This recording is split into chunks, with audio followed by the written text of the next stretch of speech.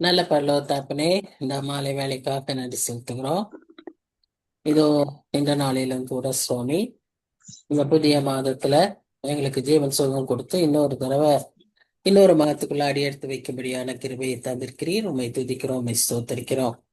இந்த நாளிலும் கூட நாங்க என்ன நோக்கத்துக்காக கூடி வந்திருக்கோம்னு நீர் அறிவீர் சுவாமி. உடைய ஜீவ வசனங்களை தியானிக்கும்படியாக இந்த நாளில நீர் எங்களுக்கு வைத்திருக்கிற வாக்கு தத்தங்களை, ஆண்டவரே, எங்களுக்கென்று வைத்திருக்கிற ஆசீர்வாதங்களை பெற்றுக்கொள்ளத்தக்கதாக இந்த நாளிலும் நாங்கள் கூடியிருக்கிறோம். ஒரு விசை கூட நாங்கள் தியானிக்கிற வசனங்கள் எங்களுக்கு அப்படியாய் அமைய உண்மை நோக்கி பார்க்கிறோம். ஆவியானவர் எங்களுக்கு அருள் புரிய வேண்டுமா உம்மை நோக்கி நாங்கள் ஜெபிக்கிறோம். எங்களை நாங்கள் தாழ்த்தி ஒப்பு கொடுக்கிறோம் சுவாமி. நீர் பொறுப்பேற்றுக் கொள்ளுங்க. கற்றுக்கொள்ள வேண்டியவைகளை கற்றுக்கொள்ளவும், அதை எங்கள் வாழ்க்கையில கடைபிடிக்கவும் எங்களுக்கு நீர் உதவி செய்யும். இந்த வரை இருக்கிற மக்களை சீக்கிரமாய் அழைத்து வரும், தடைகளை மாற்றி போடும். நேசிக்கிற இயேசு கிறிஸ்துவின் மூலமாய் வேண்டிக் கொள்கிறோம் பிதாவே. ஆமேன், ஆமேன். சரி, வெல்கம் எவ்ரி ஒன். கர்த்தருடைய பரிசுத்த நாமத்துக்கு ஸ்தோத்திரம் உண்டாவதாக. நாளிலும் நாம் என்ன தியானிக்க இருக்கிறோம்னு சொன்னா, ஏசாயா 41 அதிகாரத்தை குறித்து தியானிக்க இருக்கிறோம். 40 அதிகாரத்தை நாம் தியானித்த போது நமக்கு நல்ல ஞாபகம் இருக்கும். கடைசி பகுதியில, கடைசி வசனங்களில நாம் கர்த்தருக்கு காத்திருக்கும் போது கர்த்தர் நம்மை எப்படி பலப்படுத்துகிறார், எப்படி கழுகு போல பலன் கொள்ள உதவி செய்கிறார், ஓடினாலும் இளைப்படையாதபடி, சோர்ந்து போகாதபடி, சோர்ந்து போகிறவனுக்கு சத்துவம் கொடுக்கிற ஆண்டவராய் இருக்கிறார் என்று சொல்லி நம்ம பார்த்தோம். ஆகவே நம்ம எந்த காரணத்துக்கும் நம்ம என்ன செய்ய வேண்டியதில்லை. பலவீனமா இருக்கேன், அல்லது சோர்ந்து போயிருக்கேன், அல்லது எனக்கு களைப்பா இருக்கு, எதுவுமே நம்ம சொல்ல வேண்டியதில்லை. கர்த்தர் நம்மை உற்சாகப்படுத்துகிற ஆண்டவர். அவர் தனது பலத்தை நமக்கு தருகிறவர். எப்பொழுதுமே நாம் ஞாபகத்தில் வைத்துக்க வேண்டிய ஒரு வசனம், என் கிருபை உனக்கு போதும். உன் பலவீனத்திலே என் கிருபை உனக்கு போதும். உன் பலவீனத்திலே என் கிருபை பூரணமாய் விளங்கும். என் பலன் பூரணமாய் விளங்கும். அப்போ when I am weak, I am strong அப்படின்ற ஒரு சிந்தனையோடு நாம் எப்பொழுதும் இருந்து கொள்ள வேண்டும். இப்போவும் அப்படிப்பட்ட எண்ணத்தோடு நாம இந்த அதிகாரத்தை ஆரம்பிப்போம். ஏசாயா 41 அதிகாரம். இதுல நம்ம முக்கியமா பார்க்கிற காரியம் என்னன்னா, 3 முக்கியமான தீம்ஸ்ல இந்த அதிகாரத்துல நம்ம பார்க்கிறோம். ஒன்று, அவருடைய ஆளுமை, சாவரனிட்டி. இரண்டாவதாக, அவர் நமக்கு தருகிற பாதுகாப்பு. மூன்றாவதாக, நாம் ஜனங்கள் வணங்குகிற இந்த விக்கிரகத்தின் வெறுமைத்தன்மை, ஃபியூட்டிலிட்டி, பிரயோஜனமற்ற இந்த விக்கிரகங்களுடைய வணங்குகிற வணக்கம் எவ்வளவு அர்த்தமற்றது என்பதை இந்த அதிகாரத்துல நாம காண்கிறோம். 3 முக்கியமான இந்த கோட்பாடுகளை இந்த அதிகாரத்தில் நாம் பார்க்கிறோம். அப்போ வசனங்களுக்குள்ள போவோம். முதல் வசனத்துல என்ன பார்க்கிறோம்னா, தீவுகளே எனக்கு முன்பாக மௌனமாய் இருங்க, ஜனங்கள் தங்கள் பலனை புதிதாக்கி கொண்டு சமீபித்து வந்து பின்பு பேசக்கிறவர்கள், நாம் ஒருமிக்க நியாயாசனத்துக்கு முன்பாக சேருவோம். 3 காரியம் என்னன்னா, முதல்ல தீவுகளை அட்ரஸ் பண்றாரு. தீவுகள்னா லிட்ரலா நம்ம ஐலண்ட்ஸ்ன்னு எடுத்துக்கலாம். It also refers to the coast lands, அதாவது கடற்கரை ஓரமாக இருக்கக்கூடிய அந்த இடங்கள், அந்த நகரங்கள், அந்த பட்டினங்கள், அதையும் குறிக்கலாம். மூன்றாவதாக முக்கியமா அது குறிக்கிறது என்னன்னு சொன்னா, இஸ்ரவேலர் அல்லாத புறஜாதியார்கள், nations, all other nations, gentiles, distant lands எப்படின்னும் அதை பொருள் எடுத்துக்கொள்ளலாம். ஆனா இவங்க எல்லாம் எப்படியா இருந்தாலும், அதாவது இஸ்ரேல் ஜனங்கள் அல்லாத மற்றவர்கள் எல்லாருக்கும் கொடுக்கப்பட்டிருக்கிற ஒரு காரியம், கட்டளை மாதிரி என்னன்னா, மௌனமாய் இருங்க, பி சைலண்ட். அவருடைய பிரசன்னத்துக்கு நாம் வரும்போது நாம் மௌனமாய் இருக்க வேண்டும் என்று எல்லா தீர்க்கதரிசிகளுமே சொல்லியிருக்காங்க. ஆபகுக்கு, சகரியா, எல்லாருமே அவருடைய பிரசனத்துல நாம் அமைதலாய் இருக்க வேண்டும் என்று சொல்லியிருக்கிறதை பார்க்கிறோம். இங்கேயும் அதே தான் நம்ம பார்க்கிறோம். பி சைலண்ட், அமைதலாய் இருங்கள், மௌனமாய் இருங்கள். இந்த அமைதல் எத்தனையோ காரணத்தினால நமக்கு இந்த அமைதல் ஏற்படலாம். நாம நாம் செய்த காரியங்களினால வெட்கப்பட்டு அமைதலாய் இருக்கலாம், அல்லது நமக்கு அந்த அந்த இடத்துல நம்ம பேசுறதுக்கு ஒன்றும் இல்லை அப்படிங்கிறதுக்காக அமைதலா இருக்கலாம், அல்லது ரெஸ்பெக்ட்னால அமைதலா இருக்கலாம், எப்படினாலும் அமைதலா இருக்கலாம். ஆனா நாம அந்த இடத்துக்கு வரும்போது அமைதலா இருக்கணும். எந்த இடத்துக்கு வருகிறோம்? இந்த இந்த வசனத்தின்படி நியாயாசனத்துக்கு முன்பாக சேருவோம். ஒருமிக்க நியாயாசனத்துக்கு முன்பாக. So both Gentiles and Israelites, இந்த ரெண்டு பேரும் சேர்ந்து ஒருமித்து நியாயாசனத்துக்கு முன்பாக சேரும். இதே தான் கடைசி நாட்கள்ல நடக்கும். அதனுடைய ஒரு 4 பிக்சர் தான் இது. இஸ்ரேல் ஜனங்களுக்கு தனியா, மற்ற ஜனங்களுக்கு தனியா எல்லாம் கிடையாது. எல்லாருக்கும் ஒரே நியாயாசனத்துக்கு முன்பாக தான் நாம சேருவோம். அதுல நமக்கு 2 இருக்கு. என்னன்னா, வெள்ளை சிங்காசனம், கிறிஸ்துவின் நியாயாசனம். அது புதிய ஏற்பாட்டின் காரியம். அதை பற்றி இப்ப நம்ம நினைக்க வேண்டாம். இப்போ இதுல பாக்குற நியாயாசனத்துக்கு முன்பாக நாம் எல்லாரும் ஒருமித்து சேருவோம்.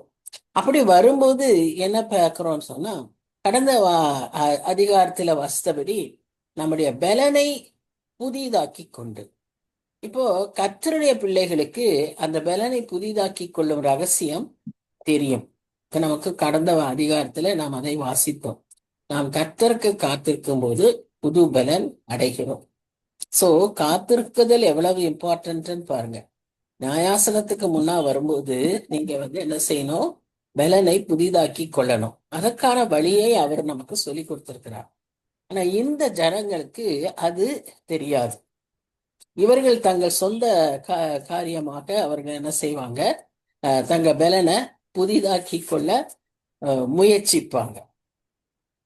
அவங்களுடைய கடவுளுடைய காரியங்களின் பிரகாரமாக அவர்கள் அதை முயற்சிப்பார்கள். ஆனா அவங்களுக்கு அந்த முயற்சிகள் எல்லாம் வீணாய் தான் இருக்கும் என்று நாம் அறிந்திருக்கிறோம். எப்படி ஆயினும் எல்லாருமா சேர்ந்து அவருடைய நியாயாசனத்துக்கு முன்பாக நிற்போம். அப்படி நிற்கும் போது இந்த இடத்துல ஒருத்தரை பற்றி அவர் பேசுகிறார். கிழக்கிலிருந்து நீதிமானை எழுப்பி அப்படின்னு சொல்லி, இந்த கிழக்கிலிருந்து நீதிமான்னு சொல்லும்போது இதை யாரை குறித்து சொல்லுகிறார் என்று மக்கள் பலவிதமாய் அதை சொல்லுவதை பார்க்கிறோம். இப்போ முதலாவது ஆபிரகாமை குறித்து அப்படின்னு நினைக்கிறாங்க. நீதிமான் அப்படின்னு சொல்றதுனால ஜாதிகளை அவனுக்கு ஒப்பு கொடுத்து அப்படின்னும் போது நீ அநேக ஜாதிகளுக்கு தகப்பனாவாய் அப்படிங்கிற இதெல்லாம் ஞாபகத்துல வைத்து அவர் இங்க ஆபிரகாமை சொல்லுகிறார் அப்படின்னு சொல்வதாக பார்க்கிறோம். இன்னும் சிலர் இதிலேயே பின்னால இந்த அதிகாரத்திலும் இனி வரும் அதிகாரங்களிலும் பார்க்கும்போது கோரேஸ் ராஜாவை பேர் சொல்லியே சொல்லப்பட்டிருக்கிறத பார்க்கிறோம். சோ அதனால என்ன நினைக்கிறாங்கன்னா, இவர் கோரேஸ் ராஜாவை சொல்லுகிறார் அப்படின்னு ஒரு குரூப் சொல்லுவதை பார்க்கிறோம்.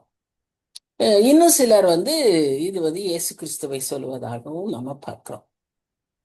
எப்படி ஆகினும் இங்க ஒருத்தரை அவர் சொல்றாரு. அவர் என்ன செய்வாருன்னா, நம்மை வழி நடத்துவார். இதை செய்கிறவர் யார்? இப்ப இந்த இடத்துல அவர் கேள்வி மேல கேள்வி கேட்கிறார். யார் யார் யாருன்னு 3 முறை இந்த கேள்வியை கேட்கிறார். இந்த யாருங்கிறதுக்கு இந்த மாதிரி கேள்வி கேட்கறது நம்ம கர்த்தருடைய ஒரு மெத்தட். அவர்களை உணர வைக்கிறதற்கு, அவர்கள் நினைக்கிற காரியத்தை அவர்களுக்கு உணர்த்துவதற்கு, அவர் சொல்ல வேண்டிய காரியத்தை அவர்களுக்கு காண்பிக்கிறதற்காக இந்த யார் யார் என்கிற கேள்வியை அவர் சொல்வதாக நாம் பார்க்கிறோம். இங்கேயும் அதையே அவர் செய்கிறதை நாம் பார்க்கிறோம். யோபுவின் புத்தகத்துல வாசித்தாலும் நாம இந்த மாதிரி பதில நாம பார்ப்போம். ஆபகுக்கும் பதில் சொல்லும் போது இப்படி சொல்லுவாரு. சோ இந்த யார், நீயா இருந்த வானத்துல இருந்து வானத்தை வரித்தவர் யார் அப்படின்னு எல்லாம் சமுத்திரத்தை நிற்க வைத்தவர் யாருன்னு கேள்வி கேட்டே இருப்பார். சோ தட் யோபுல 102 கேள்வி இருக்கு. இருக்கு. அது பாதி யோபு கேட்டதா இல்ல முழுசும் ஆண்டவர் கேட்டதா? ஆண்டவர் கேட்டது.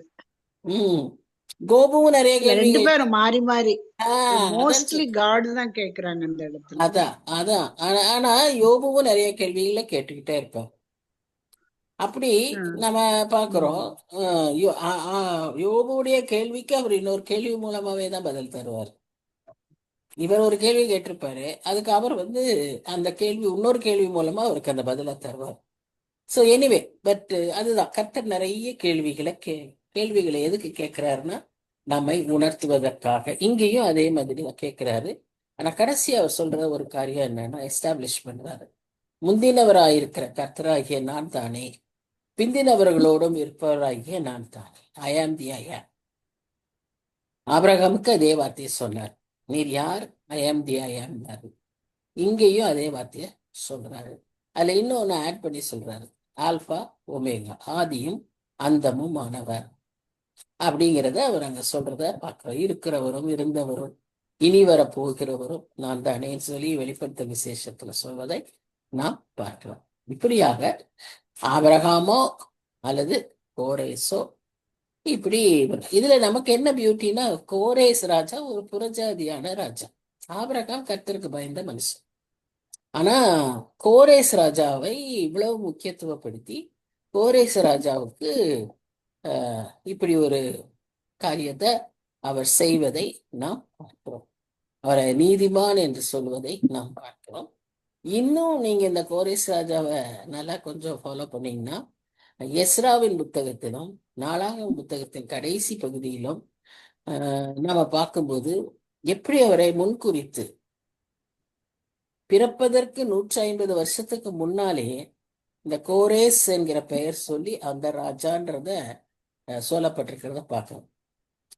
அப்படி பிறப்பதற்கு முன்பாகவே பெயர் சொல்லப்பட்டவங்க வெரி ஃபியூ. யோவான் இல்லையா, இயேசு கிறிஸ்து, இன்னும் வேற யாருன்னு எனக்கு சரியா ஞாபகம் இல்லை. இந்த கோரேஸ் பிறக்கிறதுக்கு முன்னாலேயே அவருக்கு பெயர் கொடுத்துட்டாங்க. இந்த மாதிரி நாம இங்கேயும் பார்க்கிறோம். அவ்வளவு முக்கியத்துவம் அந்த ராஜாவுக்கு. ஆனா அவர் ஒரு புறஜாதியார். ஆனா அந்த புறஜாதியார் யெகோவாவை அறிந்தவர். யெகோவாவை அறிந்தவர் அவர் என்ன சொல்றாருன்னு நம்ம அந்த இடத்துக்கு வரும்போது நான் அதை எல்லாம் விளக்கி சொல்றேன். அதை நீங்க வேணும்னா நாளாகம புஸ்தகம் கடைசி 2 நாளாகம கடைசி பகுதியும் எஸ்ரா முதல் அதிகாரத்திலும் முதல் வசனங்களிலும் நீங்க பாத்தீங்கன்னா அந்த கோரேசை பற்றி நமக்கு தெரியும். அவர் சொல்வார், தான் வெற்றி பெற்ற இடங்களை எல்லாம் யெகோவா எனக்கு கொடுத்தார். பாருங்க, எப்படி அந்த ராகாப்புங்கிற வேசி இந்த வெற்றியெல்லாம் உங்களை எப்படி நடத்தி வந்தாரு, எங்க ஜனங்களை வெற்றிய நீங்க தான் அதை வெற்றியாக்க போறீங்க, ஏன்னா உங்கள் தேவன் அப்படிப்பட்டவர்னு சொல்லி அந்த அம்மா ஒரு புறஜாதி அம்மா அறிந்தது போல இவன் ஒரு புறஜாதி பர்ஷிய ராஜா. இந்த ராஜா இவன் இதை அறிந்தவனாய் இருந்தான். அதனாலதான் தன்னுடைய ஜனங்களை பாபிலோனியனை வீழ்த்தின பெருமை கோரேசுக்கு உண்டு. இந்த பாபிலோனியரை வீழ்த்தி முற்றுகை பிடித்த உடனே அங்கு இருந்த யூதரை அவன் தாராளமாய் அனுப்புகிறான். போய் உங்க ஆலயத்தை கட்டுங்க, உங்க நகரம் ரொம்ப இடிந்து கிடக்கு, நீங்க போய் உங்க ஆலயத்தை சரிப்படுத்துங்கன்னு சொல்லி எல்லாவற்றையும் ரெஸ்டோர் பண்றதுக்கு முதல் person God used only yes God used only this Cyrus, இந்த ராஜாவை பயன்படுத்தினார். அதற்கப்புறம் தான் ஜெருபாபேல், அதுக்கப்புறம் தான் மற்றவங்கலாம். ஆனா முதல்ல இந்த ராஜா பர்மிஷன் கொடுத்து நீங்க போங்கன்னு சொல்லி வேண்டிய போன எல்லாத்தையும் கொடுத்தாருன்னு நாம வாசிக்கிறோம். சோ இந்த ராஜாவை பற்றியும் இங்க வாசிக்கிறோம். இது ஒரு ரெண்டு ரெப்ரசன்டேஷனா பாக்குறாங்க. அதாவது ஆபிரகாம்னு சொல்லும்போது பாஸ்ட், கடந்த காலம். கோரேசன் சொல்லும்போது எசாயாவின் காலத்துல ஃபியூச்சர். ஆனா எசாயாவின் காலத்துல இன்னும் ஜனங்கள் பிடிபடவே இல்லை, எக்ஸைல்கே போல. கோரேஸ் ராஜா எக்ஸைல்ல இருக்கிற மக்களை திரும்ப கூட்டிட்டு வர்றாரு, திரும்ப அனுப்புறாரு. அப்ப பாருங்க, future, he represents the future, Abraham represents the past. இது ரெண்டுக்கும் நடுவுல நடக்கிற இந்த ஜனங்களுக்கு சொல்லப்படுகிற அறிவிப்புகள். ஸோ இதைத்தான் அவர் இந்த இந்த இடத்துல அவர் சொல்வதாக பார்க்கிறோம். இதுல இருந்து இன்னும் ஒன்று நமக்கு நல்லா தெரியுது. அதாவது நிறைய பேருக்கு வரலாறை வரலாற்றின் முக்கியத்துவத்தை விளங்கி கொள்ளவே முடியறதில்லை அவர்களால. இன்னைக்கு டெக்னாலஜி, இன்னைக்கு டெவலப்மெண்ட்ஸ், இதுல எல்லாம் பார்க்கும்போது வரலாறு எவ்வளவு அதுக்கு முக்கியத்துவம்ன்றது அவங்களுக்கு தெரியல. Even the latest inventions it could be possible only because you know the history of it. அது அவங்களுக்கு புரிய மாட்டேங்குது. ஆனா கர்த்தர் அந்த ஹிஸ்டரிக்கு ரொம்ப முக்கியத்துவம் கொடுத்து அதிலே அவர் இடைப்படுகிறவராய், அதிலே அவர் மாற்றுகிறவராய், அதிலே அவர் சித்தத்தை நிறைவேற்றுகிறவராய் நாம் பார்க்கிறோம். வேதத்துல நம்ம இந்த வரலாறுகளை அநேகருடைய வரலாறும் அநேக காலகட்டத்தின் வரலாறும் நமக்கு எவ்வளவு முக்கியம் என்பதை நாம் பார்த்து கொண்டே வருகிறோம். அதனாலதான் இந்த நாளாகமம் புஸ்தகத்துல எல்லாம், எண்ணாகமம், நாளாகமம், இதுல எல்லாம் பாத்தீங்கன்னா பெயர்கள் பட்டியலா இருக்கும். அது எல்லாமே முக்கியம். எதற்குன்னா டு நோ தி ஆன்செஸ்டர். ரொம்ப ஹேங் ஆகுது சிஸ்டர். என்னதா வாய்ஸ் ரொம்ப பிரேக் ஆகுது. எல்லாருக்குமா அந்த மாதிரி இருக்கு? Is it so for everyone? இல்லையே, எனக்கெல்லாம் அப்படி இல்லையே. எனக்கு அப்படி இல்லையே, எனக்கு நல்லா கேக்குது. எனக்கெல்லாம் கிளியரா தான் இருக்குது. இல்ல, அங்க உங்க நெட்வொர்க் கொஞ்சம் வீக் ஆகும் நடுவுல அப்படின்னு நினைக்கிறேன். கொஞ்சம் பாருங்க, செக் பண்ணிக்க. சாரி, நான் கொஞ்சம் சத்தமா பேசுறேன். Okay Sri, go ahead. Thank you. இல்ல பரவாயில்ல Sri, you go ahead. Okay. இப்ப என்ன ஆச்சுன்னு நம்ம பார்த்தோம்னா, நம்ம அநேகர் நினைக்கிறது போல நாம் வாழ்கிற இந்த காலகட்டத்திற்குள்ளேயே இந்த காரியங்கள் எல்லாம் முடிஞ்சிடும், நாம் வாழ்கிற இந்த காலகட்டத்துல தான் இதெல்லாம் இருக்கு, எவ்வளவுதான் அப்படின்னு நினைச்சிடுறாங்க. ஆனா எல்லாவற்றிலும் நம்ம என்ன பார்க்கிறோம்னா, there is a history. நமக்கு அது ஒரு இட் இஸ் ரெக்கார்ட். அதனால நமக்கு அது ரொம்ப மிகவும் அவசியமான ஒரு காரியம். சில பேர் என்னன்னா, விதி, என்னோட விதி, நான் இப்படி இருக்கேன் அப்படின்னு சொல்லக்கூடியவங்களா இருக்காங்க. ஒரு சிலர் என்ன சொல்றாங்கன்னா, இதுல எல்லாம் ஒரு அர்த்தமே இல்லை, இந்த பிறவி இதை விட்டு அடுத்த பிறவி இப்படின்னு யோசிக்கிறவங்க இருக்காங்க. என்லெஸ் சைக்கிள்ஸ், அவங்களுடைய வாழ்க்கையை அப்படி அந்த மாதிரி நினைக்கிறாங்க.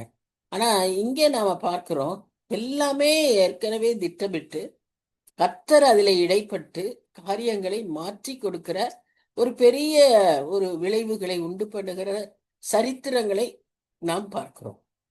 உதாரணமா எஸ்தர் எடுத்துக்கிட்டீங்கன்னா, அவளுடைய வாழ்க்கை எப்படி இருந்தது, எப்படி ஆரம்பிச்சது, எப்படி அது நடந்தது, அவளுக்கு எப்படி ஒரு அரண்மனை வாழ்வு கிடைத்தது, அது நிமித்தமா யூத வாழ்க்கை முறைகள், யூத வரலாறு எவ்விதமாய் மாறியது, ஒரு பெண்ணின் நிமித்தமாய் அது எப்படியாக மாறியது. அதே போல ஐரோப்பாவில சபைகள் உருவாகிறதற்கு ஒரு பெண் லீதியால் மாற்றங்கரையில அதுல எப்படி மாற்றங்கள் ஏற்பட்டது, இப்படி சரித்திரங்களை மாற்றி அமைக்கிற, சரித்திரங்களை உருவாக்குகிற காரியங்களை உண்டு பண்ணுகிறவர் நம் ஆண்டவர். இப்படி தனிப்பட்ட வாழ்க்கையிலையும் செய்கிறார், ஒரு பெரிய தேசத்தின் காரியங்களையும் அவர் மாற்றுகிறார். ஒரு கம்யூனிட்டிய, ஒரு சந்ததிய, ஒரு ஜாதிய உருவாக்குகிறதிலும் கர்த்தர் பெரியவராய் இருக்கிறார் என்று சொல்லி நாம் பார்க்கிறோம். அதனாலதான் அவருக்கு பெயர் ஆதியும் அந்தமும் ஆனவர். அவருக்கு எல்லாம் தெரியும். அவருக்கு தெரியாதது எதுவுமே இல்லை. ஸோ இதுல இருந்து நாம் அறிந்து கொள்வது, அவர் ஒரு சர்வ ஞானி, omnipotent, omniscience, and he is all present. சரி, இப்போ 5, 6, 7 இதுல என்ன நம்ம பார்க்கிறோம்னு சொன்னா, தீவுகள் அதை கண்டு பயப்படும். பாருங்க, திரும்பவும் தீவுகளை சொல்றாரு. ஒரு கமெண்டேட்டர் எழுதியிருக்காரு, 15 முறை வேதத்தில தீவுகள்ங்கிற வார்த்தை வந்திருந்தா அதுல 14 முறை ஏசாயா புத்தகத்துல இருக்கணும். இதுலயே நம்ம திரும்ப திரும்ப பார்க்கிறோம், தீவுகள் தீவுகள்னு சொல்லி. இந்த தீவுகள் அதை கண்டு பயப்படும். அப்படின்னா நேஷன்ஸ், டிஸ்டன்ட் நேஷன்ஸ். அது எவ்வளவு தூரம்? பூமியின் கடையாந்தரங்கள் வரை நடுங்கும். அவர்கள் சேர்ந்து வந்து ஒருவருக்கு ஒருவர் ஒத்தாசை செய்து திடன்கொள் என்று சகோதரனுக்கு சகோதரன் சொல்லுகிறார். இந்த நிலைமையை கேட்ட உடனே அவர்கள் எல்லாரும் என்ன செய்யறாங்கன்னா பயந்து போறாங்க. அவர்களுக்குள்ளாக ஒரு பயம் வந்து விடுகிறது. என்ன நடக்குமோ, என்ன, எப்படி இதை செய்ய போகிறார் அப்படிங்கிற ஒரு பயம் வந்துட்டதுனால அவங்க என்ன செய்யறாங்க, எச்சரிப்பை ஆண்டவர் கொடுக்கும்போது இந்த ரியாக்ஷன்ஸ், 2 விதமான ரியாக்ஷன் இருக்கும். ஒன்று, அவர் சொன்ன எச்சரிப்புக்கு கீழ்ப்படிந்து தங்களை திருத்தி கொண்டு தங்களை தாழ்த்துவது ஒரு ரெஸ்பான்ஸ். இன்னொரு ரெஸ்பான்ஸ் என்னன்னு சொன்னா, அவரை விட்டு தூரமாய் போகிறது இன்னொரு ரெஸ்பான்ஸ். இப்ப இந்த இடத்துல நாம பார்க்கறது அதுதான். கர்த்தர் சொன்ன காரியங்களை கேட்ட உடனே, இந்த முந்தின அதிகாரத்துல சொன்ன அந்த 4 வசனங்களை கேட்ட உடனே இங்க அவர்கள் என்ன செய்ய ஆரம்பிச்சிட்டாங்கன்னா, ஒருவருக்கு ஒருவர் ஒத்தாசை செய்து பயப்படாதேன்னு ஒருத்தருக்கு ஒருத்தர் சொல்லிக்கிட்டு திறன் கொள்னு சகோதரனுக்கு சகோதரன் சொல்லுகிறான். அதெல்லாம் நல்லா இருக்கு. ஆனா அடுத்த வசனத்தை பார்த்தீங்கன்னா, அவங்க எங்க போயிட்டாங்க? கர்த்தரிடத்துக்கு வராம இவங்க போய் பொண்ணு ஆசாரிகள்கிட்ட போயிட்டாங்க. தட்டான், தகடு தட்டுகிறவன், உளி அடிக்கிறவன், இவங்கள்ட்ட போய் ஒரு தெய்வத்தை உண்டு பண்ணி அதுகிட்ட பேசுறதுக்கு போயிட்டாங்க. கர்த்தரை விட்டு இன்னும் விலகி தூரமாய் போயிட்டாங்க. ஒருவேளை இதே சிச்சுவேஷன் நமக்கு எங்கேயோ ஞாபகம் வருதா? இதே மாதிரி ஏதோ செஞ்சாங்களே அவங்க. இஸ்ரவேல் மக்கள் அப்படிதானே, மோசே 6 மணி அதே மாதிரி அதான் தவறி அதான் கரெக்ட் கரெக்ட். அவங்க மலை மேல ஏறி அந்த கற்பனைகளை அவரை ஆண்டவர் எப்படி வாழணும்னு சொல்லி கொடுக்கறக்கு அவரை அங்க கூட்டிட்டு போய் எல்லாம் அவ்வளோ ஒரு உன்னத அனுபவத்தை அவருக்கு கொடுக்கும்போது இந்த ஜனங்கள் கீழே இருக்கிறவங்க என்ன செய்ய ஆரம்பிச்சிட்டாங்க? இந்த மாதிரி ஒரு கன்றுக்குட்டியை அவர்கள் உருவாக்க ஆரம்பிச்சு விட்டார்கள். இதுதான், இப்படித்தான் ஜனங்களுடைய ரெஸ்பான்ஸ். அன்றையிலிருந்து இன்று வரை அதை மாறாமலே இருக்கு. நாம இந்த நேரத்துல நாம கேட்டுக்கணும். நமக்கு ஒரு பிரச்சனை வரும்போது, நமக்கு ஒரு சோதனை வரும்போது நாம என்ன செய்யறோம்? Are we going towards God or are we going away from God?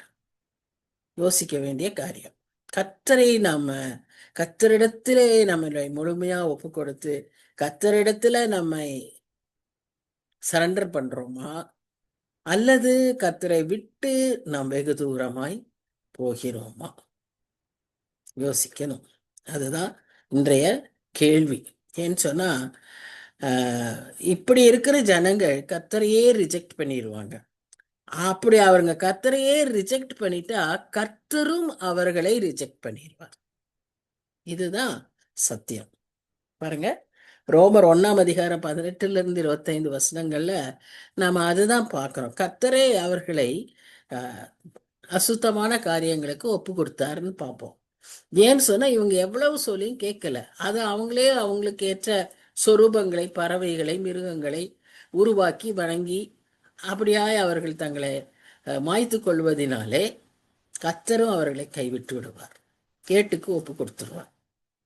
அந்த நிலைமைக்கு என்றைக்கும் நாம போயிடக்கூடாது. கர்த்தர் அன்றைய செய்தவர் இன்றைக்கும் செய்வார். ஆகவே நாம் என்ன செய்யணும்? ஜாக்கிரதையா இருக்கணும். இப்ப 8ஆம் வசனத்துல 3 விதமாய் அழைக்கிறார் தன்னுடைய ஜனங்களை. ஃபர்ஸ்ட் என் தாசனாகிய இஸ்ரவேலே, அடுத்தது தெரிந்து கொண்ட யாக்கோபே, சிநேகிதனான ஆபிரகாமின் சந்ததியே.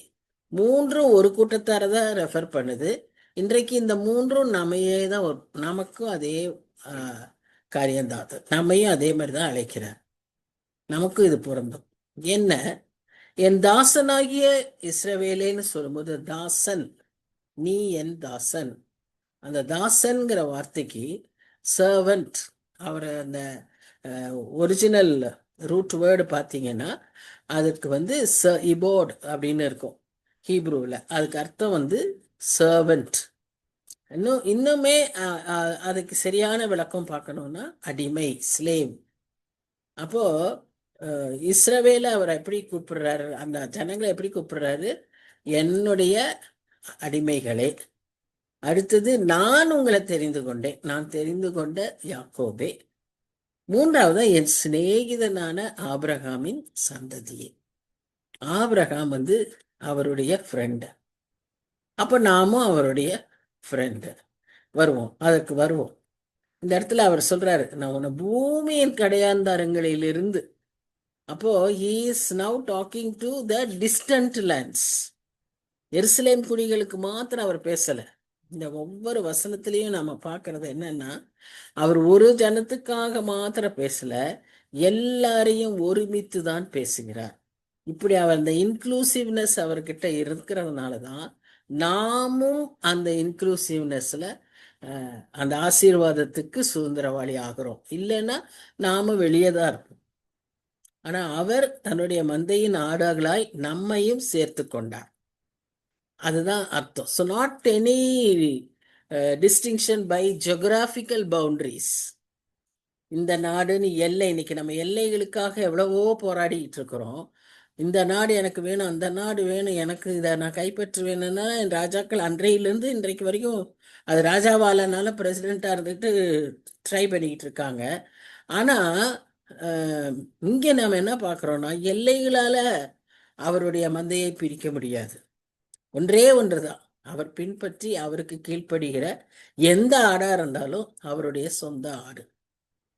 நான் அதற்காக ஜீவனை கொடுப்பேன். என் ஆடுகள் என் சத்தத்தை அறியும். இதுதான் அவருடைய கேட்டகரி.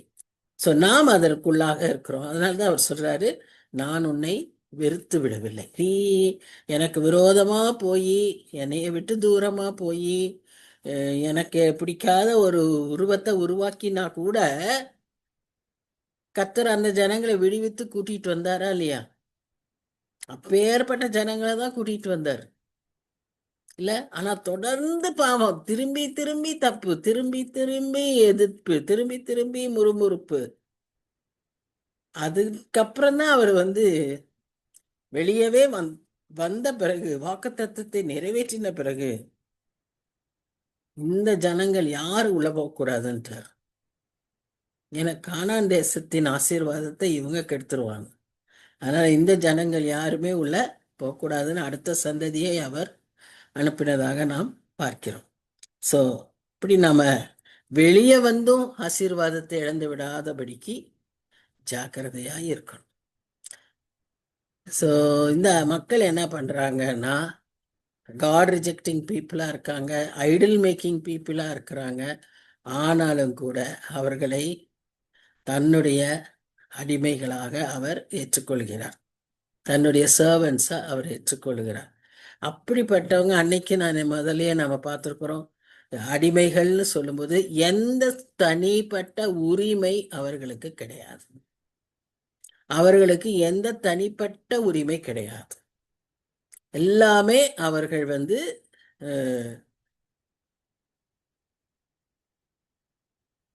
அந்த மாஸ்டர் எஜமானை சார்ந்துதான் இருக்க வேண்டும். அவர்கள் தனியாக சுயமாக தான் விருப்பப்படி எதையுமே செய்ய முடியாது. உட்காரக்கூட முடியாது. உட்கார்றதுக்கும் அவர் பர்மிஷன் வேணும், நிற்கிறதுக்கு வேணும், நடக்கிறதுக்கு வேணும், சாப்பிட்றதுக்கு வேணும், படுக்கிறதுக்கு வேணும், போகிறதுக்கு வரணும். எல்லாவற்றுக்கும் அவருடைய பர்மிஷன் தேவை. அவரை சார்ந்தவர்களா இருக்கணும். அப்ப கர்த்தர் நம்மையும் அப்படிப்பட்ட ஒரு சார்ந்த வாழ்வு, கர்த்தரை சார்ந்த வாழ்வு. இப்ப இது வந்து அஹ், நம்ம ஜெபிக்கும் போது நல்லா ஜெபிக்கிறோம்ல. எஜமான் கையை வேலைக்காரர் அஹ், காணுமா மட்டும், அல்லது எஜமாட்டி கையை வேலைக்காரிக்கா அப்படின்னு நம்ம ஜெபிக்கிறோம்ல. அதேதான், அதுதான் ரிலேஷன்ஷிப். ஆனா அடிமையான ரிலேஷன்ஷிப், அடிமைங்கிற வார்த்தை இருந்தா கூட அன்பிற்கு அடிமை, அன்பினால் ஏற்படுகிற உறவு. It is not a master and a servant. It is more like ஒரு லவ்விங் ரிலேஷன்ஷிப். அதைத்தான் கர்த்தர் நம்மிடத்தில் எதிர்பார்க்கிறார். அதை தான் இன்னொரு விதமா விவரிக்கிறார். எப்படின்னா சிநேகிதன்னு விவரிக்கிறார். ஆபிரகாம் என்னுடைய சிநேகிதன், அவனுடைய சந்ததி நீங்க அப்படின்னு சொல்றாரு. ஸோ நாம ஆபிரகாமுடைய ஃப்ரெண்ட்ஸா இருந்தது, சந்ததியா இருந்ததுனால ஆண்டவருக்கு ஃப்ரெண்ட்ஸ் இல்லை. அப்படி நம்ம ஃப்ரெண்ட்ஸ் ஆனா அது அன்பின் ரிலேஷன்ஷிப் கிடையாது. ஒவ்வொருத்தரும் தனிப்பட்ட விதத்துல ஆண்டவரை நமது சொந்த சிநேகிதனாக, ட்ரூ ஃப்ரெண்டாக ஏற்றுக்கொள்ள வேண்டும். He wants to be a true friend to us. இன்னைக்கு நண்பர்கள் மூலமா நன்மையை விட தீமை தான் அதிகமா இருக்கிறத பார்க்குறோம். தேவையற்ற காரியங்களை கற்றுக் கொடுக்குறாங்க, தேவையற்ற ஆலோசனைகளை சொல்றாங்க, ஒருவனுடைய அழிவுக்காகவே காத்திருக்காங்க. ஒருத்தனுடைய காரியங்கள்லாம் முடிஞ்சிருச்சுன்னு சொன்னா, பணம் எல்லாம் குறைஞ்சிருச்சுன்னா மாறி போறாங்க, அவனை விட்டுடுறாங்க. ஆனா நம்முடைய ஆண்டவர் அப்படிப்பட்டவர் அல்ல. நமக்கு எல்லா சூழ்நிலைகளும் நம்மோடு கூட இருக்கிற ஆண்டவர். ஏன்னா is God, son of God. அதனால அந்த உறவிலே பெற்றுக்கொள்ளக்கூடிய அந்த சிநேகித உறவு இது நாம வேற எந்த காரணத்தினாலும் பெற்றுக்கொள்ளல. இயேசு கிறிஸ்துவின் சிலுவையில அவர் நமக்கு செய்த தியாகத்துல, நமக்கு சம்பாதித்து கொடுத்த மீட்புல நாம் அதை பெற்றுக்கொள்கிறோம். யோவான் 15ஆம் அதிகாரத்துல எதை குறித்து நாம் பார்க்கிறோம். நான் உங்களை என் சிநேகிதர் என்று ஒவ்வொன்னா படிப்படியா வருவாரு. நீ என்னில நிலைச்சிருக்கணும். முதல்ல நம்ம சுத்தம் பண்ணுவாரு, சுத்திகரிப்பாரு. முதல் வசனங்கள்ல தோட்டக்கார நாட்டம் வருவாரு. அதுக்கப்புறம் நம்மளை அப்படியே நிலைத்திருக்கிற அனுபவத்துக்கு வருவார். அப்புறம் நீங்க என் சீஷர்கள்னு சொல்லுவாரு. அப்புறம் கனி கொடுக்கிற வாழ்வை பற்றி பேசுவாரு. அப்புறம் அன்பை பத்தி, அன்புல நிலைக்கிறது எப்படி, வசனத்துல நிலைக்கிறது எப்படி, இப்படியே சொல்லி கொடுத்து கடைசியா என்ன சொல்வாரு, நீங்கள் என் சிநேகிதராய் இருக்கிறீர்கள். அப்போ இந்த சிநேகிதராகும் போது அந்த அந்த லெவலுக்கு கொண்டு வராரு. Christian life is a progressive life always. ஏதோ ஒரு நிலையை அடைஞ்சிட்டோன்னு நம்ம யாருமே சொல்ல முடியாது. ஸோ அப்படியே ப்ரோக்ரஸ் ஆகி வரும்போது அவர் என்ன சொல்றாருன்னா, என் பிதாவினிடத்தில் நான் கற்றுக்கொண்ட அவ்வளவையும் உங்களுக்கு நான் சொல்லித்தரேன். இப்ப சிநேகிதன் கிட்டதான், ஒரு உண்மையான சிநேகிதன் கிட்டதான் யாருக்கிட்டையுமே சொல்லாத நிறைய ரகசியங்களை பிள்ளைகள் சொல்றத பார்க்கணும். அந்த சிநேகிதன் கிட்ட தான் எல்லாம் சொல்றாங்க. சிநேகிதனோ சிநேகிதியோ ஃப்ரெண்டு, அவங்கள்ட்ட தான் எல்லாத்தையும் சொல்றாங்க. வீட்டுல கூட ரிலேஷன்ஸ்ட கூட அவ்வளவு காரியங்களை சொல்றது இல்லை. இதை நம்ம பார்க்கிறோம் இல்லையா? நம்மளுடைய சந்தோஷத்தை பகிர்ந்துக்கிறோம், நம்மளுடைய துக்கத்தை பகிர்ந்து. அதுவும் நல்ல ஆவிக்குரிய நண்பர்கள் இருந்தாங்கன்னா ரொம்ப அது பெரிய சாக்கியம். அவர்களிடத்துல பகிர்ந்து கொள்ளும் போது நீங்க ஒருவருக்கு ஒருவர் ஜெபிப்பீங்க, ஒருவர் காரியங்களை செய்வீங்க. So that's a great good relationship. கர்த்தர் எப்பவுமே he wants us to have a good relationship with him and good relationship with fellow men. ரெண்டு கட்டளை கொடுத்திருக்கிறார், ஈக்குவலா கொடுத்திருக்கிறார். என்ன நீ முழுமையா நேசி, அன்பு செலுத்து. அதே போல உன்னை போலவே நீ பிறனையும் நேசி. அதையும் ஒரு கட்டளையா தான் கொடுத்துருக்காரு. ஸோ நம்மளை தனிப்பட்ட விதத்துல அப்படியே சாமியாராட்ட நீ இருந்து என்னைய மாத்திரம் தியானிச்சுட்டு இருன்னு அவர் சொல்லவே இல்லை. நீ உலகத்துல இரு, உலகத்தில் இருக்கிற உன் சிநேகிதனோடு, உன் கூட இருக்கிற மக்களோடு சரியான உறவுல நீ இருந்தா அவர் சொல்றாரு. இப்ப இந்த 10ஆம் வசனம் ஒரு முக்கியமான வசனம், அநேகருக்கு வாக்குத்தத்த வசனம். இன்னைக்கும் எல்லாரும் அடிக்கடி பயன்படுத்தி கொள்ளுகிற ஒரு வசனம். அது என்ன வசனம்? அதுல என்ன சொல்றாருன்னு பாருங்க. நிறைய நான் பயன்படுத்துவார். பாத்தீங்கன்னா முதல்ல எடுத்தோன்னே நீ பயப்படாதுன்றார். இந்த அதிகாரங்களே நம்ம என்ன பார்க்குறோன்னா ஒரு கம்ஃபர்டிங் சாப்டர்ஸ். 35 அதிகாரங்கள், 66 அதிகாரத்தில் 35 அதிகாரங்கள் ஒரு குற்றப்படுத்துகிற, நியாய தீர்ப்பை குறித்து எச்சரிக்கிற, அவர்களுக்கு அறிவுறுத்துகிற வசனங்களாய் அதிகாரங்களாய் இருந்தது.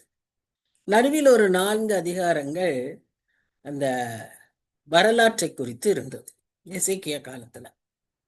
பின்பு 40 நீங்க பார்த்தீங்கன்னா கம்ஃபர்டிங் சாப்டர்ஸ். ஒரு சாப்டர்லையும் ஒரு காரியத்தை குறித்து ஒரு ஆறுதலை ஜனங்களுக்கு தருகிறதை பார்க்கிறோம். இங்க இந்த சாப்டர்ல கொடுக்கிற ஆறுதல் என்னன்னா, பயப்படாதே, பயப்படாதே, ஃபியர் நாட். அதுதான் முக்கியமான ஒரு ஆறுதலின் வசனம். இப்ப இங்க கொடுத்திருக்கிற ப்ராமிஸ் என்னன்னா, நீ பயப்படாத. இண்டிவிஜுவலா உன்னை பார்த்து சொல்றார், நான் உன்னுடனே இருக்கிறேன். ஏன் நீ பயப்படாத? நான் உன்னோட இருக்கேன்.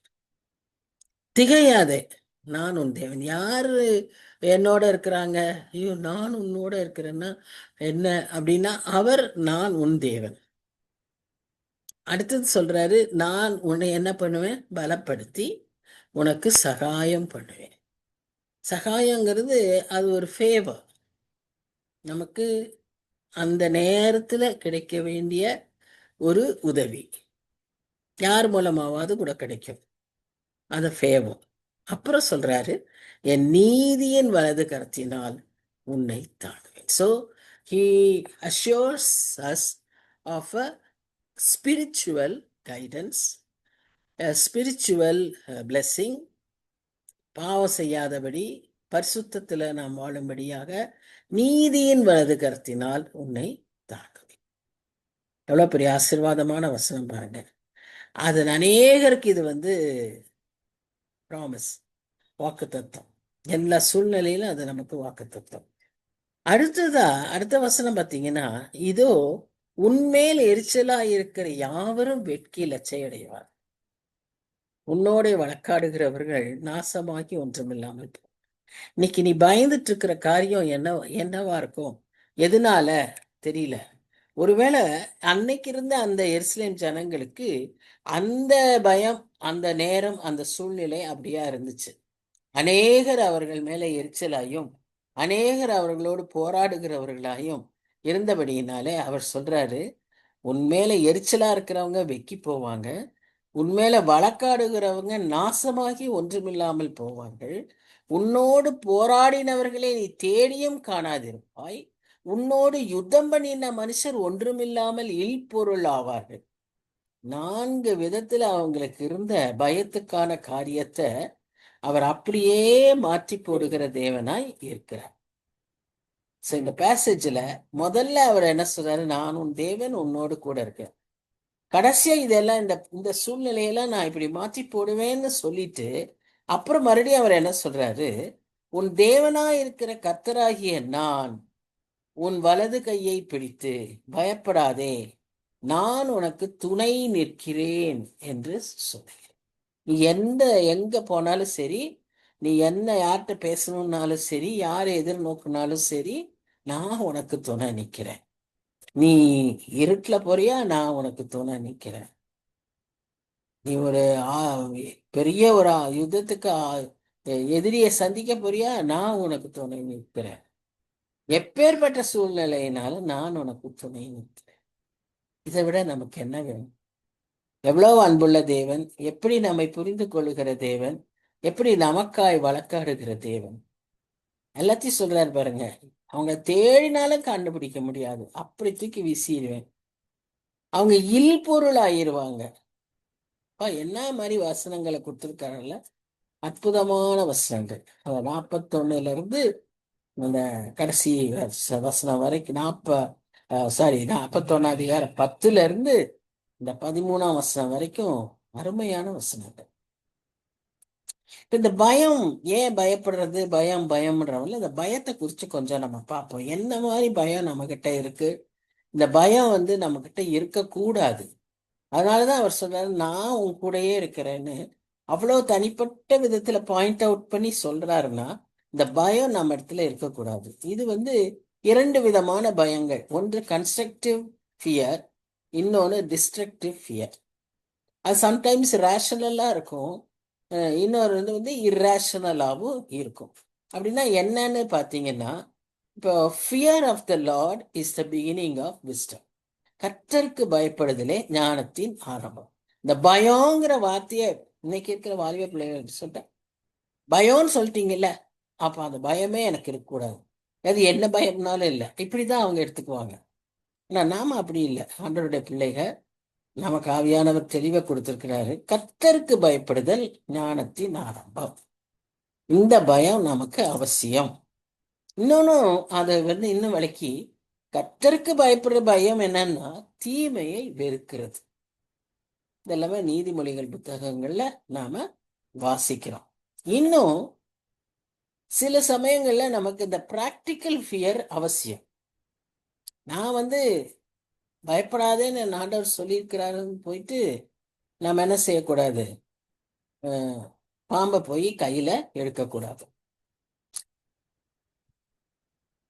தலங்கள்ல இவங்க பகல் நேரத்துல அப்படியே நடந்து தலையில அந்த விறகுகள்லாம் தூக்கிட்டு இப்படியே வரும்போது, இல்லைன்னா வெயிட் ஏதோ தூக்கிட்டு வர்றப்போ எதிர்த்தாப்புல அங்க இருக்கிற பாம்புகள்லாம் பயங்கர டேஞ்சரஸ் ஸ்னேக்ஸ். அப்படி ஒரு ஸ்னேக்கு படம் எடுத்து நிக்குது. இப்போ அது ஒரு லேடி, அவங்க அந்த நேரத்துல கண்ணை மூடிக்கிட்டு ஆண்டவரே என்ன ரட்சியம் அப்படின்னாங்க. அப்ப அவங்களுக்கு பயம் இருந்திருக்குமா, இருந்திருக்காங்க? அவங்க பயப்படுறது தப்பா? அவங்க பயந்தாங்க. ஆனா பயத்தை எங்க கொண்டு போய் வச்சாங்க? கடவுள்கிட்ட வச்சாங்க. இவங்க பயந்து ஓடியோ இல்ல பயந்து இவங்க எதையாவது காரியம் செய்திருந்தாங்கன்னா அன்னைக்கு விளைவு வேற மாதிரி இருந்திருக்கும். இவங்க கண்ணை மூடிக்கிட்டு இப்படி கூப்பிட்டு ஆண்டவரே என்ன ரட்சியம்னு சொல்லிட்டு அப்படி கண்ணை திறந்து பார்த்தா அந்த பாம்பை இருந்த இடமே தெரியல, எங்க போச்சுன்னே தெரியல. கர்த்தர் இப்படி அற்புதங்களை நமக்காய் செய்வார். அதை தேடியும் காணாதிருப்பார், ஓடிரும். இப்படி நிறைய சாட்சிகளை நம்ம பல இடங்கள்ல கேட்டிருக்கோம். இப்படி அடிச்ச கைய ஓங்கினவங்க கை அப்படியே நின்றுச்சுன்னு கேட்டிருக்கோம். எவ்வளவு அற்புதங்களை செய்கிறார், இன்றும் செய்கிறார். அங்க செய்யறாரு, இங்க செய்ய மாட்டேங்கிறாரு. ஏன் தெரியுமா? நமக்கு அந்த அளவு விசுவாசம் இல்லை. அவங்க அவ்வளவு விசுவாசத்தோட இருக்காங்க. ஸோ பயம் வந்து நமக்கு அவசியம். ப்ராக்டிக்கல் ஃபியர் இருக்கணும். சிலதெல்லாம் நேச்சுரல் ஃபியர்ஸ், அதுவும் நமக்கு வேணும். ஏன்னு சொன்னா அந்த நேச்சுரல் ஃபியர் இருந்தா தான் நாம என்ன செய்ய முடியும், நம்மை பாதுகாத்து கொள்ள முடியும். இப்போ உதாரணமா இந்த சப்வேஸு, பிரிட்ஜுக்கு அடியில இருட்டா இருக்கிற இடம், இந்த மாதிரி இடங்கள் எல்லாம் நான் ரொம்ப தைரியசாலி, என் ஆண்டவர் என்னோடு இருக்கிறார், அது ரெண்டு விதமா நம்ம பண்ணணும். வேற வழியே இல்லை, அது வழியா தான் நான் போயே ஆகணும்னா நம்ம அது வழியா போகணும், அது அடுத்தது. ஆனா we can avoid, அது வழியா போய் நம்ம அன்னெசரியா அந்த டேஞ்சருக்குள்ள போக வேண்டாம் அப்படிங்கிற சூழ்நிலை இருந்துச்சுன்னா நம்ம என்ன செய்யணும், அதுல துணிஞ்சு போக கூடாது. we must have such natural fears. நம்மளை வந்து ஒரு என்ன சொல்றது, பயமே இல்லாத தைரிய கட்ட அப்படி அல்ல. நமக்கு பயங்கள் அவசியம், தேவையற்ற பயங்கள் இருக்கக்கூடாது. அவிசுவாசத்தினால் எழும்புகிற பயங்கள் நம்மிடத்தில் இருக்கக்கூடாது. இந்த பயம் எல்லாம் பார்த்தீங்கன்னா ஒண்ணுமே இல்லாத சின்ன விஷயத்த இவ்வளோ பெருசா ஊதி அதை வந்து நம்ம அதுக்காக இப்படி நடந்துருமோ அப்படி நடந்துருமோ இதுவாகுமோ அதுவாகுமோன்னு சொல்லி பயப்படுகிற பயங்கள், தேவையற்ற பயங்கள், வரிஸ் அண்ட் ஆங்ஸைட்டிஸ். நிறைய பேருக்கு இது இந்த மாதிரி இருக்கு. ரியாலிட்டியே இல்லை, அதுல ரியாலிட்டியே இருக்காது. அதை வந்து நாமே அதை பெரிதாக்கி நாம் அதை வந்து அதற்காய் பயப்படுகிறவர்களாய் இருக்கிற ஒரு காரணம். இன்னொன்னு நம்மளுடைய உணர்ச்சிகளினால அது வந்து ஒரு அர்த்தமற்ற பயங்களாய் அநேக சமயங்களில இருக்கும். உதாரணமா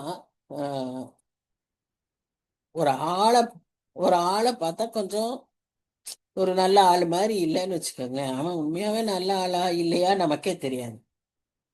ஆனா அவனை பார்த்துட்டா அப்படி ஒரு பயம் வந்துடும். கையெல்லாம் வேர்த்து நடுங்கி. ஒரு முறை என் தங்கச்சி அப்படித்தான். அவ பஸ்ல இருந்து இறங்கி வீட்டுக்கு வரா. அங்க யாரையோ பார்த்துட்டா, ஒரு ஆளை பார்த்துட்டா. அதனால பயந்துட்டு நிறைய குனிஞ்சுக்கிட்டு வரா.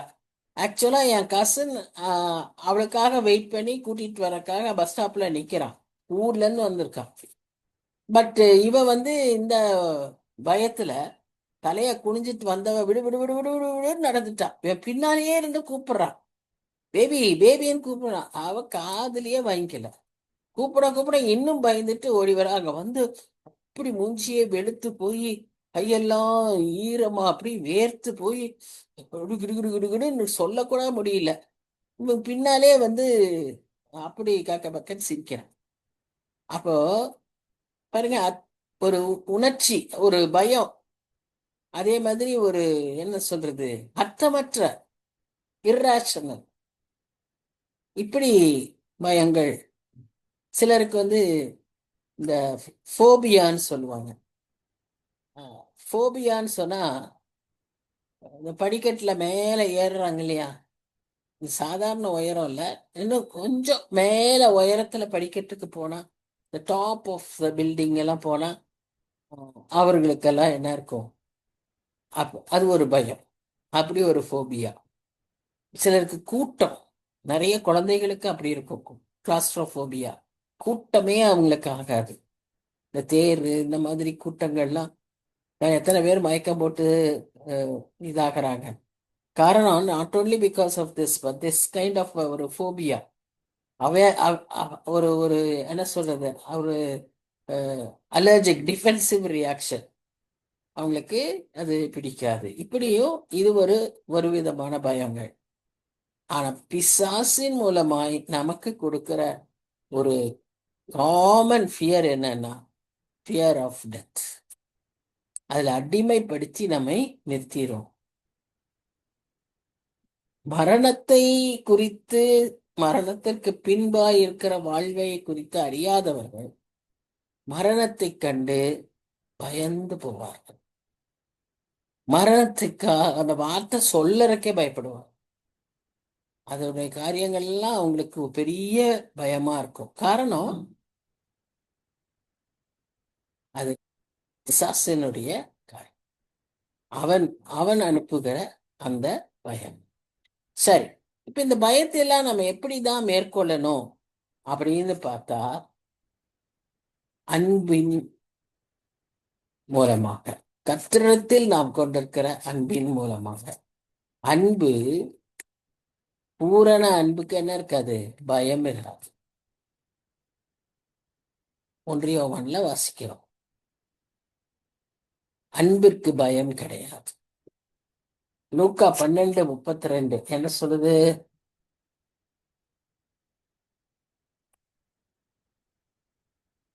சிலது டைரக்டா இருக்கும், சிலது இன்டைரக்டா இருக்கும். லூக்கா 12:32.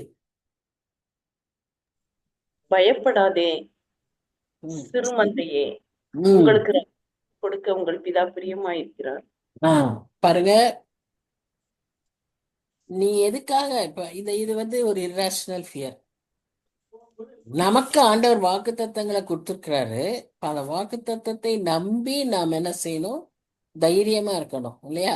இங்க நமக்கு வந்து என்னன்னா, நாமளே பயந்து ஒரு திட்டங்களை ஏற்படுத்தி, இன்னைக்கு அட்வர்டைஸ்மெண்ட்ஸ் எல்லாம் அப்படிப்பட்ட அட்வர்டைஸ்மெண்ட்ஸ் தான் இருக்கு இல்ல? ஃபியூச்சரிஸ்டிக்கா, ஃபியூச்சருக்காக என்ன ஆகும் ஏதாகும்னு நானமா ஒரு சில காரியங்களை செய்யறது அவசியம். அது கர்த்தரே நமக்கு வழி நடத்துவார்.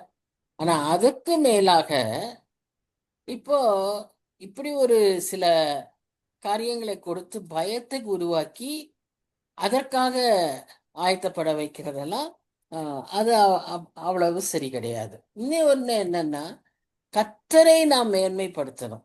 அவரை முதல் இடத்துல வச்சுட்டோம்னால மற்ற எல்லாமே நமக்கு என்ன ஆயிரும், கூட கொடுக்கிற தேவன்.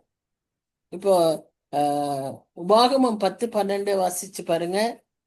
என் கட்டளைகளை கீழ்ப்படிந்து என் மேல் முழு அன்பு கூர்ந்து என்னை முதல்ல வைத்தீன்னா உனக்கு எல்லா ஆசீர்வாதம் உண்டுன்னு சொல்லி கர்த்தர் சொல்றார். உபாகமம் 10:12 அதுதான் சொல்லுது. ஸோ அவரை முக்கியப்படுத்தணும், அவர் மேல் நம் முழு அன்பு செலுத்தணும், அவரையே சார்ந்து இருக்கணும். கர்த்தர் விரும்புறது அது ஒண்ணுதான். வேற எதை கேட்கிறார்? வசனம் சொல்லும், இப்படி இருக்கிறது தான் கர்த்தர் எதிர்பார்க்கிறார் உன் இடத்துல, இதை தவிர வேற எதை கேட்கிறாருன்னு சொல்லும். என்னென்ன இன்னைக்கு மற்ற ஜாதியில் மக்கள், மற்ற ஜாதிங்கிற மற்ற ஜனங்கள், மற்ற தெய்வங்களை வணங்குகிற மக்கள் அறியாமையில எத்தனை காரியங்களை செய்யறாங்க. முடிய எடுத்துடுறாங்க, உருண்டு பிறண்டுறாங்க, கிரெயின்ல தொங்குறாங்க, நாட்கள் அழகு குத்துறாங்க, என்னென்னமோ செய்யறாங்க. கர்த்தர் நமக்கு அதெல்லாம் கேட்கவே இல்லை. அவர் கேட்கிற ஒன்னே ஒண்ணு அன்பின் பரிமாணம். நீ என்னிடத்துல முழு இருதயத்தோடு அன்பு கூறு, இவ்வளவுதான் கேட்கிறார். சோ அதை நான் செய்யணும். அப்படி செய்யும் போது அந்த பயங்கள் நம்மை விட்டு போகும். அடுத்ததா நம்மளுக்கு இருக்கிற அந்த பயம் என்னன்னு சொல்லி நாம கொஞ்சம் உட்கார்ந்து நிதானிக்கணும். சில காரியங்களை நாம் நிதானித்து ஆராய்ந்து அறிந்து கொள்ள வேண்டும். What is my problem? ஏன் என்னால இதை செய்ய முடியல? இதை செய்யறதுக்கு எனக்கு என்ன தடை அப்படின்னு நாமே உட்கார்ந்து யோசிக்கணும். சிலது எழுத முடியறது இல்லை, சிலது பேச முடியறது இல்லை, சிலது நம்ம ஃபோக்கஸ் பண்ண முடியறது இல்லை. இதற்கெல்லாம் காரணம் என்ன? நம்மால அந்த பயத்தை மேற்கொள்ள முடியல. அந்த பயத்துக்கு நம்ம என்ன காரணம்னு சொல்லி நாம கண்டுபிடிக்கிறோம். இப்ப 2 கொரிந்தியர் 7ஆம் அதிகாரம் 5-7 வசனங்கள் என்ன சொல்லுது அதை பற்றி? எப்படி என்றால், நாங்கள் மக்கதனியா நாட்டிலே வந்தபோது எங்கள் சரீரத்திற்கு இளைப்பாறுதல் ஒன்றுமில்லாமல் எப்பக்கத்திலேயும் உபத்திரவப்பட்டோம். புறம்பே போராட்டங்களும் உள்ளே பயங்களும் இருந்தன. ஆகிலும்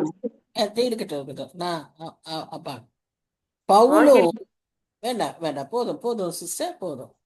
Thank you. பவுல் ஊழியத்தை செய்ய போகும்போது அந்த புது இடத்துல அவருக்கே இருந்த சூழ்நிலை எப்படி இருந்துச்சுன்னா, கொரிந்திலேயே பிரச்சனை, அங்கிருந்து மக்கதோனியா வர்றாரு, இங்க இதை விட பிரச்சனை. இங்க இருக்கிற இடத்துல அவருக்கு சரீர பிரகாரமும் நெருக்கம், மனதளவிலும் பயம். அப்படி இருக்கும்போதுதான் தீத்து வர்றாரு. அந்த வசனத்துல பின்பகுதி பார்த்தீங்கன்னா தீத்து வருவார். தீத்து வந்து அந்த கொரிந்து சபை மக்களை பற்றிய நல்ல ரிப்போர்ட் கொடுப்பார். நீங்க செய்த ஊழியம் வேஸ்ட் இல்லை. ஏன்னா அவருக்கு மனசுக்குள்ள அப்படியே ஒரு அந்த பயத்தினால அவருக்கு ஏற்பட்ட ஒரு நிலைமை எப்படி இருக்கும்னு சொன்னா, எல்லாமே வேஸ்டோ. ஒரு ஊழியக்காரருக்கு அப்படித்தானே இருக்கும். ஐயோ என்ன நடக்க போகுது, எல்லா ஜனங்களும் நம்மளை ஆண்டவரை விட்டு போயிடுவாங்களா, அவங்க இத்தனை நாள் செய்த பணியெல்லாம் வேஸ்டா, இப்படி எல்லாம் கேள்விகள் வரும் இல்லையா? அப்படியெல்லாம் வராதபடிக்கு கர்த்தர் தீத்துவை கொடுத்து அவனுக்கு ஆறுதல் சொல்கிறார். அதே மாதிரிதான் கொரிந்து பட்டணத்துல இருக்கும் போதே பவுலுக்கு பிரத்யட்சமாய் தேவன் வந்து அவருக்கு சொல்லுவார், நீ தைரியமா பேசு, நான் உன்னோட இருக்கேன், எனக்கு மக்கள் இங்க இருக்காங்க, அவங்க உன்னை பாதுகாத்து கொள்வாங்க, நீ தைரியமா பேசு. So God is an understanding God. So நாம எதுக்கு பயப்படுறோன்றத நாமே கொஞ்சம் இன்வெஸ்டிகேட் பண்ணணும். பண்ணி அதை ஓவர் கம் பண்றதுக்கு ஆண்டவர்கிட்ட வரணும். நாம முயற்சி எடுத்தா முடியவே முடியாது. பலத்தினாலும் அல்ல, பராக்கிரமத்தினாலும் அல்ல, பரிசுத்த ஆவியினாலேயே ஆகும். அடுத்த காரியம் என்ன முக்கியமானு சொன்னா, கர்த்தர் மேல நான் நம்பிக்கை வைக்கணும். எப்போ? நான் பயப்படுகிற நாளில் கர்த்தர் மேல் நம்பிக்கையா இருப்பேன். சங்கீதம் 56:3. நாம எப்ப நம்பணும்னு சொன்னா, அவரை நமக்கு ஏற்படுகிற நெருக்கத்துல.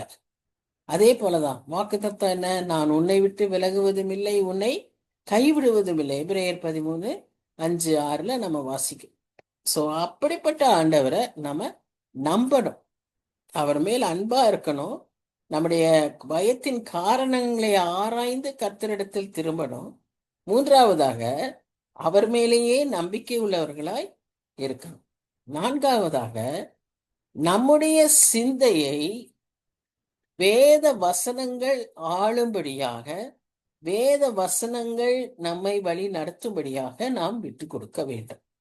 இப்போ 2 பேர், பேதுரு, யூதாஸ், 2 பேரும் செய்த காரியங்கள் தராசுல வைத்தா ஒரே மாதிரி தான். வித்தியாசமான ஆக்ஷன்ஸ், பட் வெயிட்டேஜ் வந்து ரெண்டுமே ஒண்ணுதான், இல்லையா?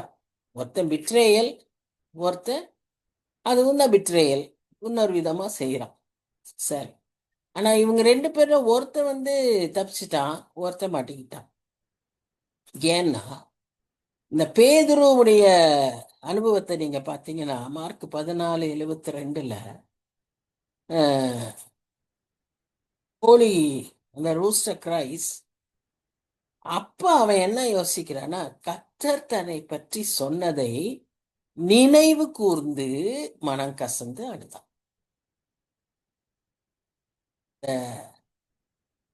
Remembering what God spoke, remembering God's word is very important for a true repentance and trust in God. யூதாசுக்கும் சொன்னார், யூதாசுக்கும் எச்சரித்தார், யூதாசுக்கும் ஆப்பர்ச்சுனிட்டிஸ் கொடுத்தாரு.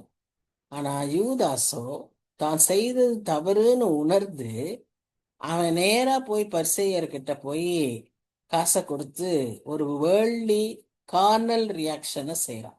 இவன் ஒரு ஸ்பிரிச்சுவல் ரியாக்ஷனை காட்டுறான், அவன் கார்னல் மைண்டோடைய ரியாக்ஷனை காட்டுறான். வித்தியாசம் தெரியுதா? எப்படி இந்த ஸ்பிரிச்சுவல் மைண்ட் இவனுக்கு வந்துச்சு?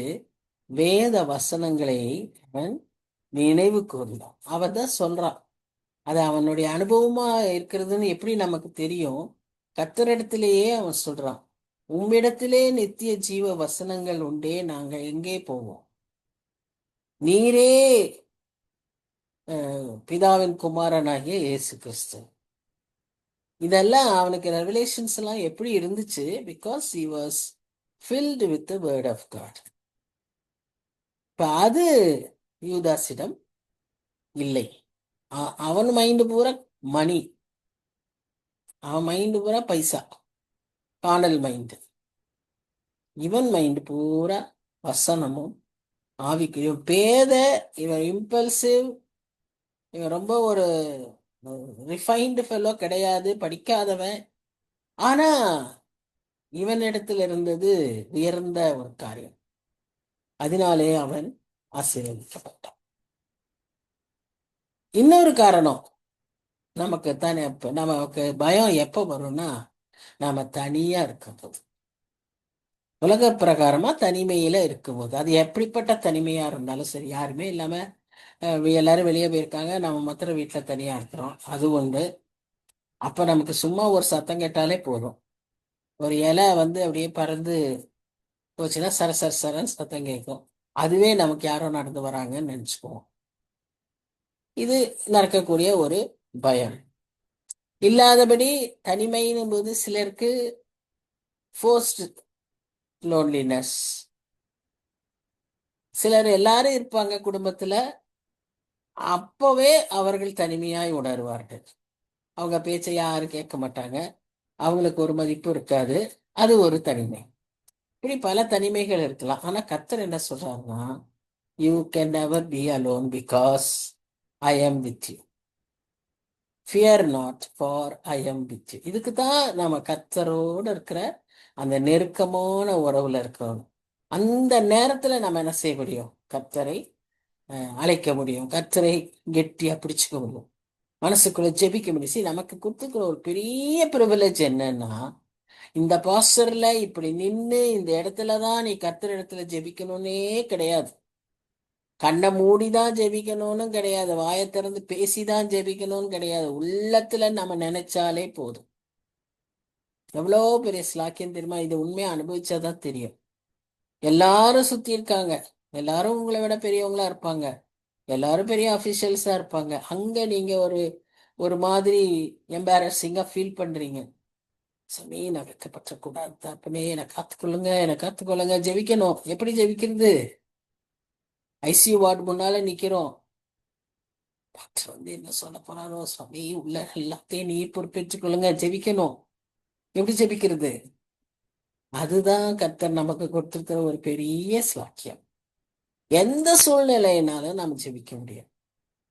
If God is for us, who can be against us? சொல்லி வாக்கு பண்ணியிருக்கிறாருல்ல. எதிரா இருக்கிறவங்க ஒருத்தர் தேடியும் கண்டுபிடிக்க முடியாது.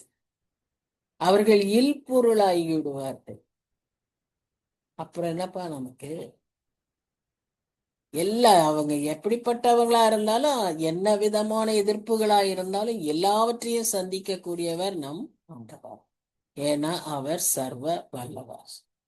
அது பிசாசா இருந்தாலும் சரி, அது மனுஷரா இருந்தாலும் சரி, அல்லது நமக்கு ஏற்படுகிற நிகழ்வுகள், ஆபத்துகள், பாதிப்புகள், ஏமாற்றங்கள், பத்தங்கள், வறுமைகள் எப்படியா இருந்தாலும் சரி, எல்லாவற்றையும் சந்திக்க அவராலே கூடும்.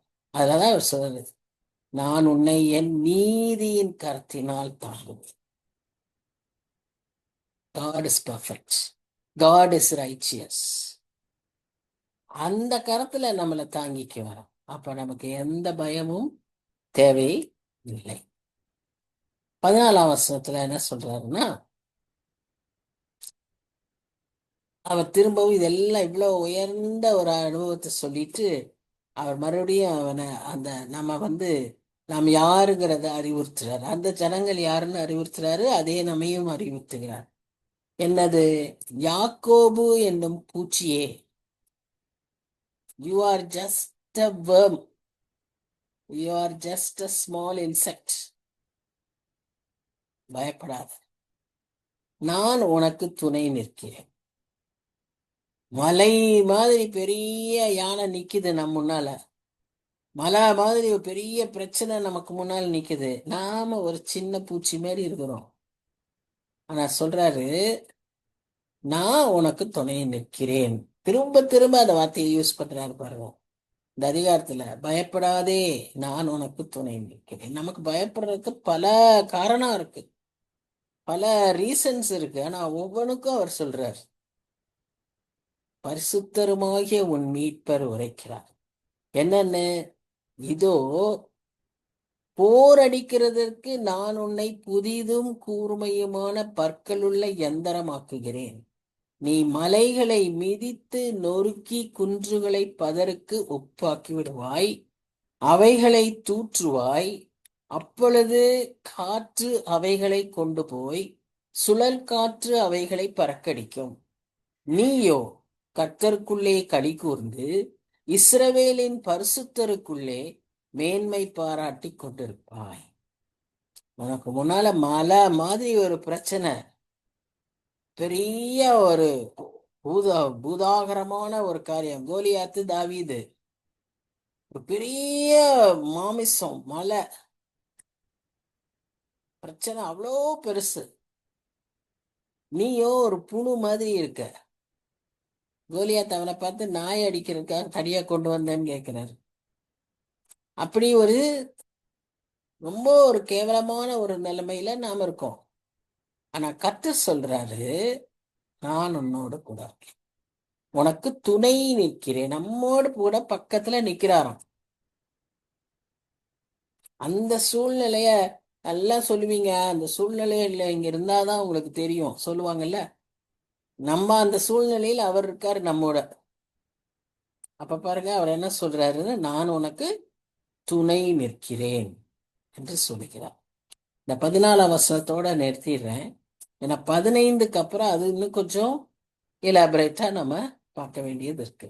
ஸோ நம்ம ஒரு சின்ன பூச்சியா இருந்தாலும், ஒரு சின்ன கூட்டமா இருந்தாலும், யாராலும் ரெக்கக்னைஸ் பண்ண முடியாத ஒரு இடத்துல இருந்தாலும், நான் உனக்கு துணை நிற்கிறேன் என்று இஸ்ரவேலின் பரிசுத்தராகிய கர்த்தர் இன்று நமக்கு உரைக்கிறார். அதனால இந்த இரவுல நாம எதிர்நோக்கி இருக்கிற பெரிய பெரிய பிரச்சனைகளா இருக்கலாம். நான் இதை எப்படி முடிப்பேன், நான் இதை எப்படி சந்திப்பேன், இதை எப்படி நான் மேற்கொள்வேன். It can be anything. எல்லாருக்கும் ஏதோ ஒரு காலகட்டத்துல இந்த ஒரு சூழ்நிலையில நாம் நிக்கலாம். பவுலே நின்று இருக்கிறார். அப்ப ஏற்பட்ட அப்போஸ்தலனாகிய பவுலே அந்த சூழ்நிலையில இருந்திருக்கிறார். ஏன் நம்ம ஆண்டவர் இயேசு கிறிஸ்து இருந்திருக்கிறார். எல்லாத்துக்கும் அவர்தான் மாடல். ஆனா அவர் அந்த அனுபவத்தோடு நமக்கு இன்னைக்கு சொல்றாரு, நான் உனக்கு துணை நிற்கிறேன், பயப்படாதே, பயப்படாதே. ஒருத்தர் சொல்லி எழுதியிருக்கிறாரு, 366 முறை பயப்படாதேன்னு வேதத்துல அர்த்தம். இந்த அதுலயே நம்ம பாக்குறோம் பாருங்க, எவ்வளவு பயப்படாதே வந்துருச்சு. 365 நாள் தான் நமக்கு வருஷத்துல நாட்கள். இஸ்ரேல் ஜனங்களுக்கு 300 நாட்கள் தான் ஒரு வருஷம். நமக்கு 365 நாட்கள் ஒரு வருஷம். ஆனா அவர் 366 முறை சொல்லியிருக்கிறார். அப்புறம் என்னப்பா, கிரேஸா ஒன்னு எக்ஸ்ட்ராவும் சொல்லியிருக்கிறார். ஸோ நாம பயப்பட வேண்டிய அவசியமே கிடையாது. எதற்கும் பயப்பட வேண்டாம்.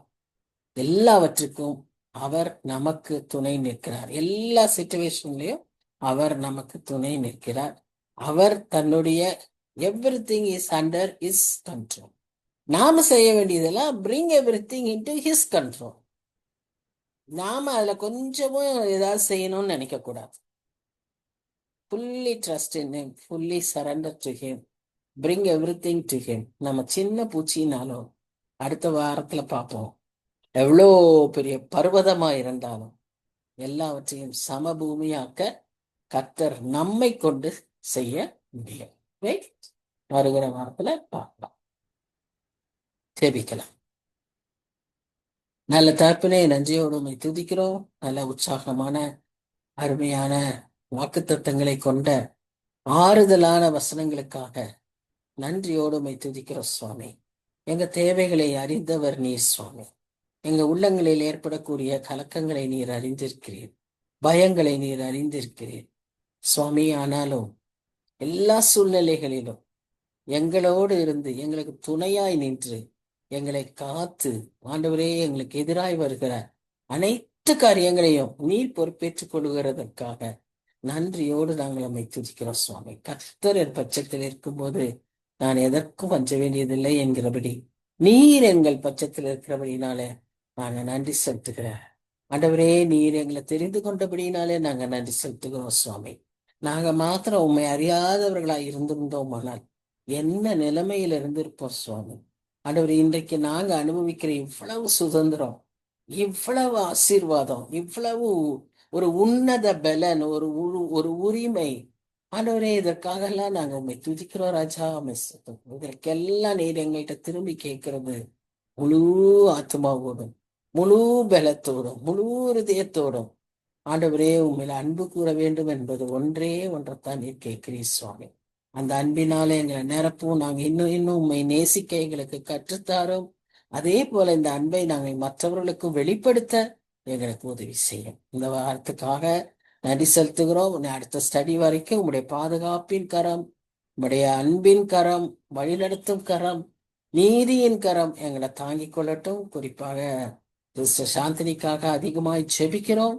அவர்களோடு இருந்து இந்த வெள்ளிக்கிழமை அவங்க செய்கிற அந்த ஐ ஆபரேஷனுக்கு நீர் கூட இருந்து அவருடைய பிரயாணங்கள், அந்த ஆபரேஷன்ல உங்களுடைய பிரசன்னம் கூட இருந்து அதை ஒன்று பிரச்சனை இல்லாம அவர்களுக்கு நீர் செய்து கொடுத்து பத்திரமாய் வீடு திரும்ப அவர்களுக்கு நீர் உதவி செய்யும். காரியங்களை நீர் பொறுப்பேற்றுக் கொண்டு சுவாமி வழி நடத்தும். அதே போல எங்க ஒவ்வொருவருக்கும் இருக்கக்கூடிய பல சளி தொல்லைகள், உபாதைகள், பிரச்சனைகள் எல்லாம் நீர் அறிவீர் தப்புனே. எல்லாவற்றையும் நீக்கி போட்டு நல்ல சரீரத்துல உற்சாகத்தோடு பலத்தோடு ஆண்டவருடைய சுகத்தோடு வருகிற வாரத்துல நாங்க அனைவருமாய் மறுபடியுமாய் மீண்டும் கூடி உம்மை துதிக்க உம்முடைய நாமத்தை போற்ற உதவி செய்ய வேண்டுமாய் ஆண்டவரும் இரட்சகருமாகிய இயேசு கிறிஸ்துவின் மூலம் வேண்டிக் கொள்கிறோம் பிதாவே. ஆமென், ஆமென். Thank you, sister. Thank you, sister. Thank you. God bless you all. Good night. Good night.